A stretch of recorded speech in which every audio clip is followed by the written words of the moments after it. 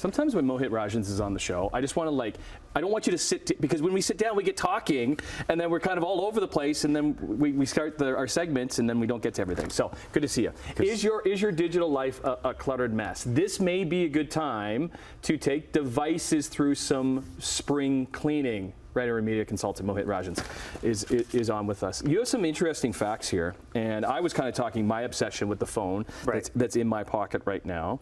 Canadians spend an average of 3 hours and 30 minutes on their smartphones every day.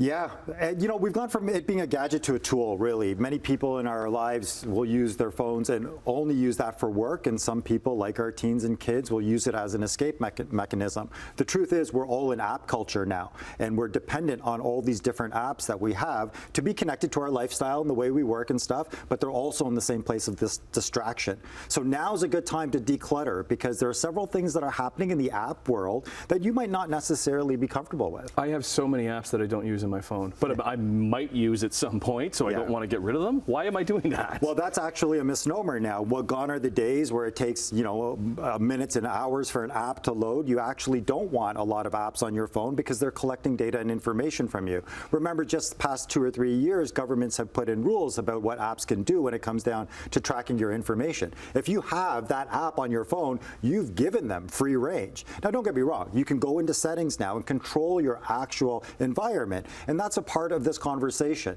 You don't need to have 75 apps on your phone. They're taking up memory and space and speed, and also you're falling into a little bit of a trap when it comes down to memory. Okay, so what else can we get rid of in decluttering? So that's interesting, right? One of the things we have to remember is that with all of these media devices, we're taking a lot more media. And so in doing that, we think, okay, we're storing it on our phones and all of that. The truth is, we're paying for that with cloud space and memory. If you're a family of 4 or 5, chances are you want to back up your memories and keep them in a certain place. But the truth is, we don't need all of those apps to do that. So just put yourself in a position where you do that audit every so often, where you know what's important to me, what's functional, and how does it actually relate to the work that I do and the life that I live.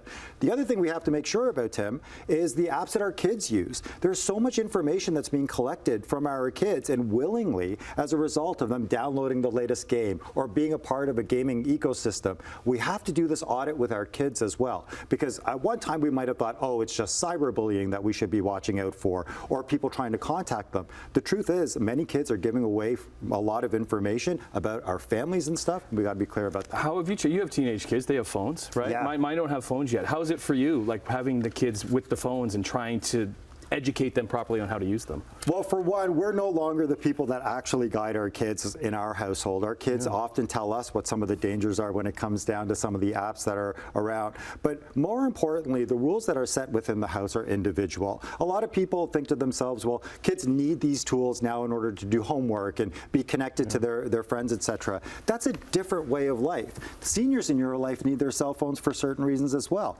Go and talk to your seniors about the apps that they have on their phones. Make sure that they're not being tracked and they understand a little bit more about the security. I think we are so dependent on these tools now that we can't just look at them as these gadgets that are isolated. They're with us in every wake of life. We panic when they're missing, right? And then we're also getting into a place where, at an education standpoint, we're going to have to teach our kids because they're not learning about this at school. Well, but I was at swimming lessons last night, and you were coming on talking about cell phones, and I was on my phone, but I was looking around. Everybody else, everybody was on their phone, looking at their phone, not looking at their kid or doing it's just changed. Can we ever go back, or are we too far gone when it comes to the obsession that we have? And you got 30 seconds. I think the utility of the phone can't be mistaken. Gone are the days where it's just considered a luxury that only a few people have. We use it to navigate and do our professional lives. What we have to do is have the conversations with our family members so that we understand that this is a tool that can be used for the right reasons, but also where the dangers are when it comes to tracking and some of the expenses that you can occur. That's a professional right there. 30 seconds, knocked it out of the park. ThinkStart.ca, Mohit Rajhans. Always love our conversations. Look forward to the next one. Sure. Have a great day. Bye.